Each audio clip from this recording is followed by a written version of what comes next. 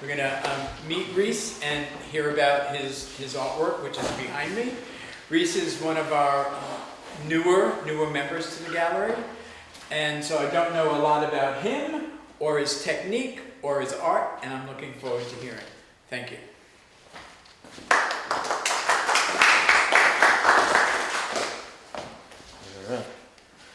All right. Thanks for coming. I am in fact a new member, sort of. I think it's like 5-6 months now. Fairly new to Philadelphia. I've only been here for a few years. And all this work was produced over the last few years. Weird and sort of disjointed as it was. I originally went to undergrad as a graphic designer. And after doing that for about 4 years, I sort of moved sideways. I did some presentations with some board members and it did not go well. I was definitely going to end up like just cutting things out for the weekly like shop saver coupon booklet with my, I don't know, I just did not do well with the boards. But I enjoyed learning all of the tools of the trade. They definitely encouraged us to mix in fine art with our graphic design. And that's where I started just doing a lot of painting and drawing, a lot of sculpture. And somewhere towards the end of it, I had not been in any of the advanced studio art courses, but I had just been doing it on my own in like a little private studio. So I had enough work to apply to graduate school in painting and drawing, and so I went and did that for a few years. And after doing a little bit of teaching, I decided I despise children and teaching. At least college freshman anyway. I did not enjoy it at all. And so I was also, at that time, I had a good friend who was doing his apprenticeship in tattooing. It's a little old world still. There's not a straight through line, there's no school pipeline. You just know somebody who knows somebody and you hang around, and in this case I was hanging out with him, my best friend, like just sitting around finishing my graduate work, and then sometimes taking out the trash at the tattoo shop and some other stuff like that, cleaning the toilet a lot. After my thesis show, I just sort of moved sideways into tattooing and began my apprenticeship that lasted for about 9 months, like a baby. But usually it's about 1 to 2 years. You do a lot of this. And you also continue cleaning the toilet for free a lot of the time.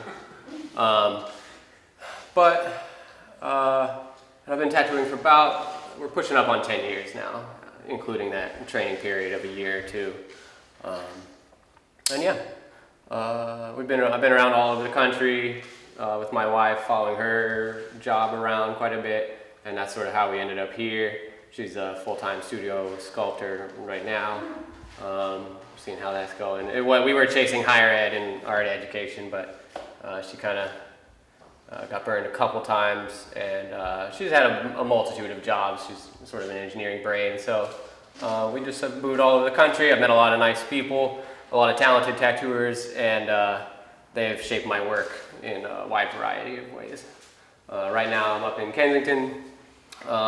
For better or for worse, we're kind of sandwiched in between Fishtown and the Nightmare, somewhere up there.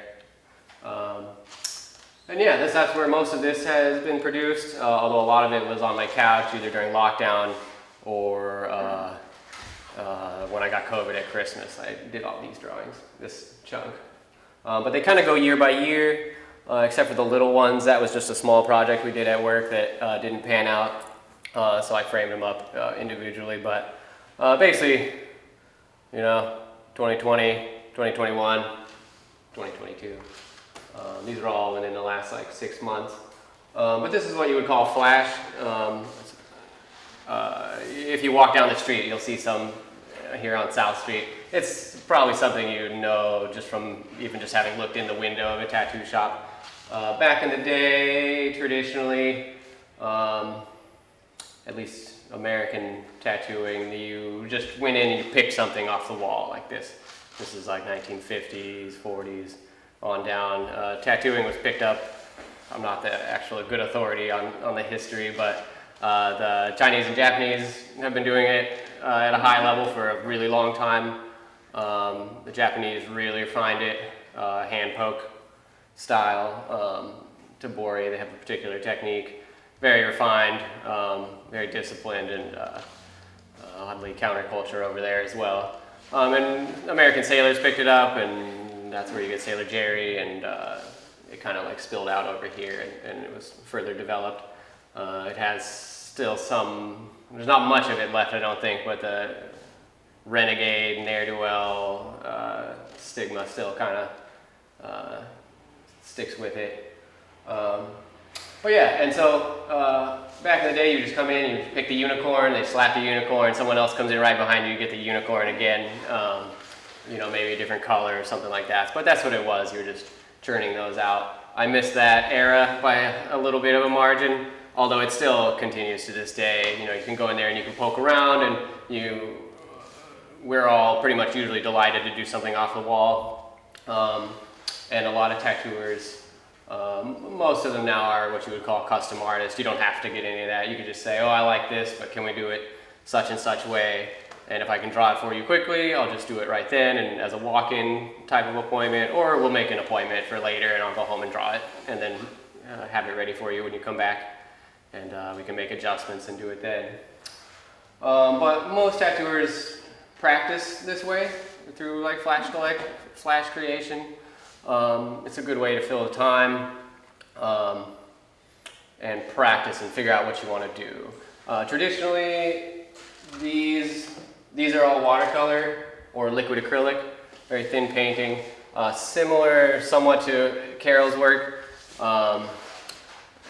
It simulates some of the limitations of tattooing because the paint is opaque. Some people use gouache, and you can get around it, but usually once you put it down on the paper, it's very absorbent, it's just there. If you mess it up, you mess it up, and that trains you up for tattooing in a sort of way where it needs to be right the first time, or pretty damn close. That's why they use watercolor and liquid acrylic most of all. I despise painting. I hate brushwork. Sorry. I was always very, very clumsy with it.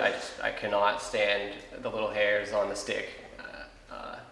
I'm actually not great at American traditional flash painting. I'm a little bit loose. That's why some of my stuff does not look quite like your Sailor Jerry or something like that. I tend toward other techniques, or I mess up so often that I just end up having to like blend different colors in and make it work. But at some juncture, I got so fed up with it that I should start doing colored pencil, which is much more of my, I'm not sure at what point, I just never learned brushwork, but colored pencil and drawing implements. I also did a lot of printmaking, which makes me very comfortable with something that you can drop your wrist down and push into the surface. And I'm not sure I actually have a ton of control with just the brush, or I just skipped that part of painting class, I guess. But it's very graphic. I like the colored pencil is a lot more forgiving than the brush, the liquid acrylic and paint, so I'm kind of cheating a little bit. It also gets me into a little hot water. Sometimes I can do some things on paper that I can't actually do on your skin. But it is good. It lets me experiment a little bit more. I think this is where I'm adapting from Carol's presentation a little bit. Tattooing is, or at least flash creation and kind of tattooing for the most part, is a far cry from nice loose brushwork. It's very rigid. You have to have a plan and kind of know where to go at once. The skin can only absorb so much trauma before it just becomes a scar and the ink won't stay. And so you only get so many passes over the area. If you do the line and you bounce it, that's just what it is. You can make it thicker, the pressure is on, and you need to know what you're doing and have a guide. And that's why a lot of times you'll see the stencil, we put a little temporary tattoo sticker on you of the line drawing version of one of these or whatever, and you follow it. And you just try to be very efficient. Also, people are suffering, so you need to kind of move along as quick as you can, but still be effective in doing it. So There's a lot of limitations to tattooing, and so practicing a lot of flash creation allows you to explore certain subject matter and figure out what you want to do, figure out what you'd like it to look like. A lot of people work out their stylistic choices and directions this way, and then they kind of incorporate that into your work, because it is a little bit, or at least different people are different. There's a lot of different kind of tattooers these days, but it is sometimes hard to innovate on the fly. You're always in that box of knowing what you can accomplish well. There's a lot of like hanging out in your comfort zone in tattooing. You also might find people who stick in certain styles, or if you go to the guy who just does Keith Haring reproductions and ask him for a portrait of your grandma, he might not want to do it because he might just not be sure. There's no, the price for failure is high. And so it's good to practice the kind of subject matter that you want to do. You got to have at once that kind of tightness and seriousness and planning, but also you need to have a little play in there too, so that it's not just stale and by the book, I guess. Some of this we're getting into just sort of my feelings about it. But there's a lot of different ways to do it. These days, there's been a lot of injection of artistic talent into tattooing, and incorporating it with the old subject matter, sailor stuff and rock and roll and biker stuff in American stuff, or Chinese and Japanese imagery, Tibetan patterns. There's just been a lot of art that's been pushed into it, and now you have the doors are just pretty much wide open at this point. There's so much stuff. There's still a lot of limitations of skin. I like to work on toned paper because it's sort of similar, although the color pencil, it's never quite like this, even if you're this tan. So there's a lot of limitations to it still, but a lot of tattooers do this now so much that they figure out a pretty unique style, and sometimes it's not always everyone's pinnacle, but one of the pinnacles that you can achieve is figuring out your own idiosyncratic way about what you're making, that people are coming to you to collect whatever tattoo you want to do because you've already drawn it, and people are just waiting for your next creation that they can get. It's sort of just like, painting what you want, or drawing what you want, or photographing what you want, and people buy it from you. There is a world where tattooers also do that, although there's always a back and forth, some more so, some less so. I'm pretty known for exploring a lot of different subject matter. I get bored kind of easy. That's why this kind of thing is fun for me. A lot of the sheets have a certain kind of theme, whether I'm making things sort of robotic, or a lot of my graduate stuff, I was looking at a lot of anatomical designs. There's still a lot of that in my work. I try to have a theme on each sheet, and then sometimes I just lose it, and it's just out of control, I guess. But a lot of the sheets, the flash sheets, you'll see they have themes, and you can look at them, and maybe you'll find, if you don't, you can find a subject matter that you're interested in, and maybe find something that's piquing your interest. And what else? I've tattooed a lot of these. I'm currently tattooing one like tomorrow. Typically they're reproductions. This is another thing that is strange about flash production that only sits halfway well with me. A lot of times these days people are interested in unique sort of things, one-offs, or your tattoo, no one else has it exactly. There's nothing new under the sun, generally speaking, a lot of time, but flash sheets are meant to be redone. They're meant to be sold to other shops so that they can put them on the wall and see if people like them and then do them in their shop. So theoretically you make one.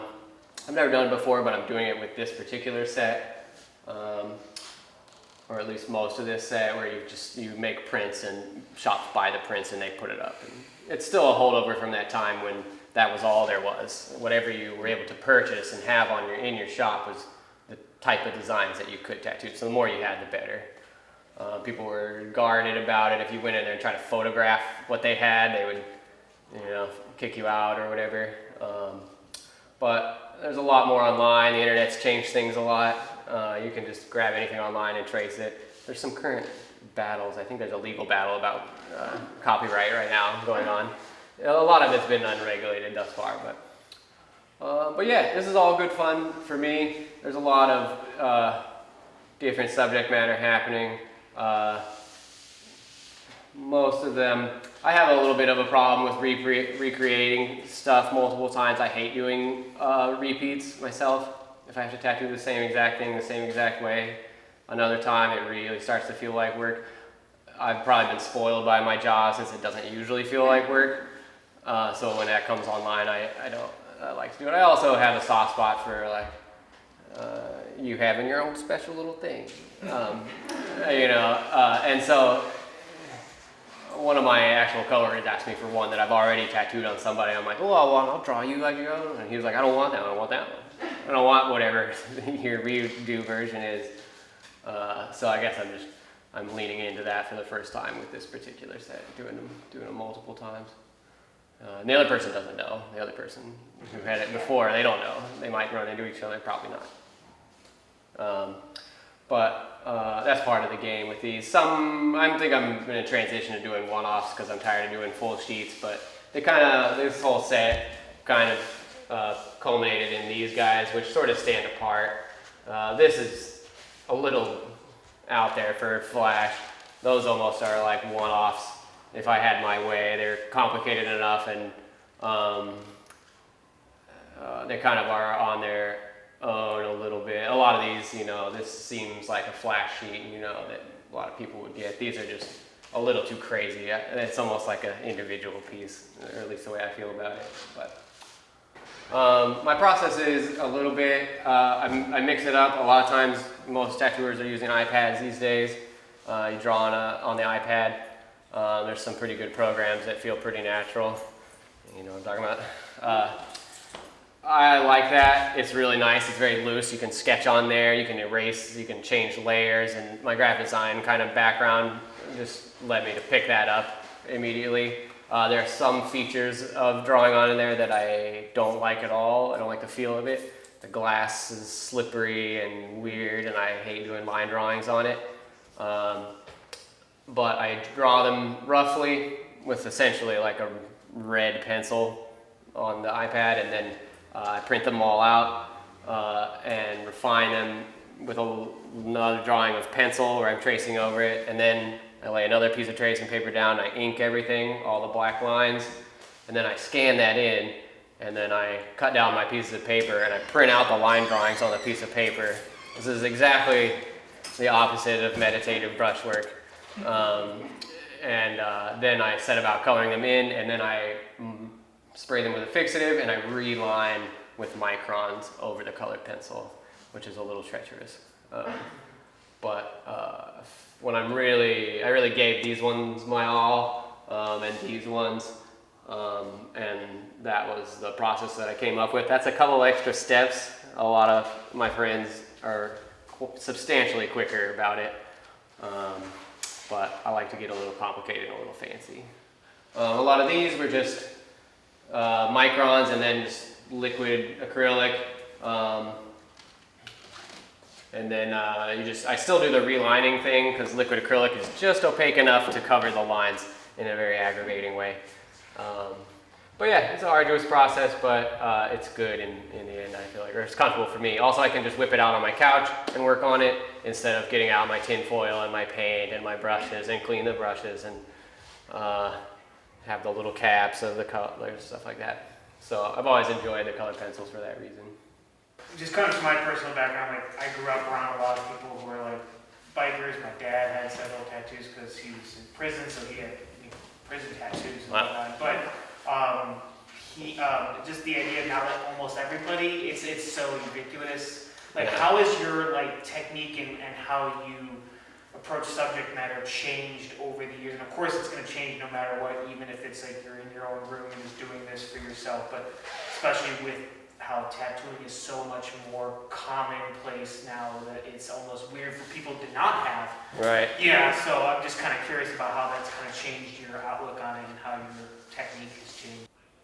I wasn't trained in a very rigorous way with certain limitations. It was definitely I had a good training in a lot of ways, but they definitely let me do my own thing. I hit the ground running probably before I should have been running. I made a lot of mistakes. There's definitely a lot of people in the world who have like unlimited free tattoo punch cards from me, or at least there's like 10 of them. Because you just practice on your friends and stuff like that. And I had the art background behind me, and there were a lot of things I thought I could accomplish on skin, and that I practiced on paper or knew I could already do on paper that turns out I did not have the skill to produce, or that I did not understand the limitations of how tattoos age, or the overall process, or the time involved, or the amount of stress it puts on the client.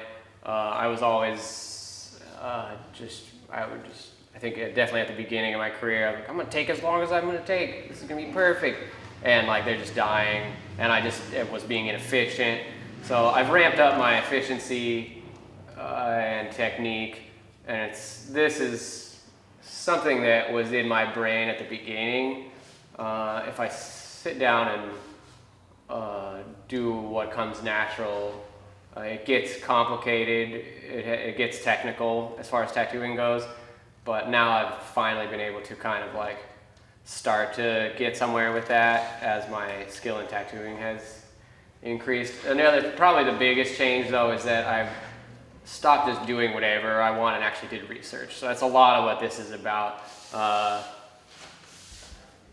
lot of it is, there's some like American traditional trappings about things like this, more simple, just learning the traditional subject matter and actually going through the paces of learning why they have designed it in that way in the 50s and put it in the skin that way, learning what has been done for what reason, and then adapting it to my own purposes. I worked in New Hampshire for a guy who did a lot of Japanese tattoos, and so that's a whole nother ball of wax. There's a lot of different stylistic choices in that, and rules to follow. And so probably the biggest change is just having embraced a little more discipline and practiced.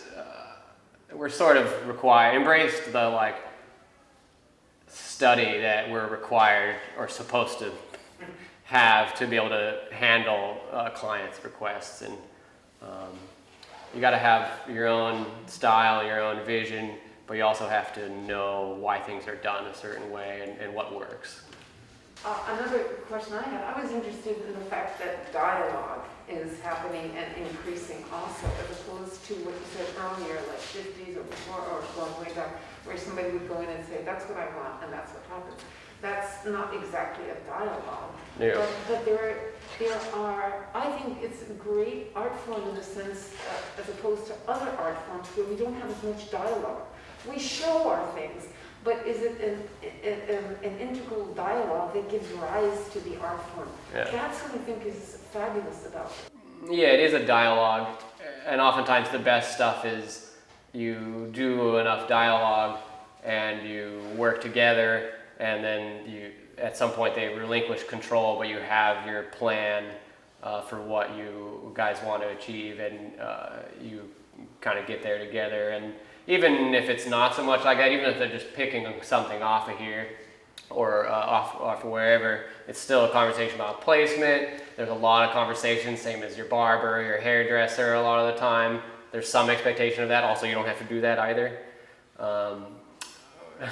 You could be a total asshole if you're really good, I guess. But it is very direct, and that's something that I really like about it. It's one-to-one art exchange, and it does things for people. There's a lot of it that still is very functional. Like, what does that mean? Oh, this represents such and such, or this is my kid's like names, or there's a lot of like functional stuff, and then there's also just like decoration and art and tattoo collecting.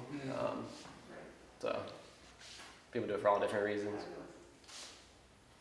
Yeah, thank you. And I just one of the things while you were talking and said Japanese, I heard not a groan, I heard the moan or the aha, coming from you in the connection in the two arts. Yeah. And so I'm much more intrigued now Yeah. between the two walls. Well, I've had to tattoo one. People like the big circle.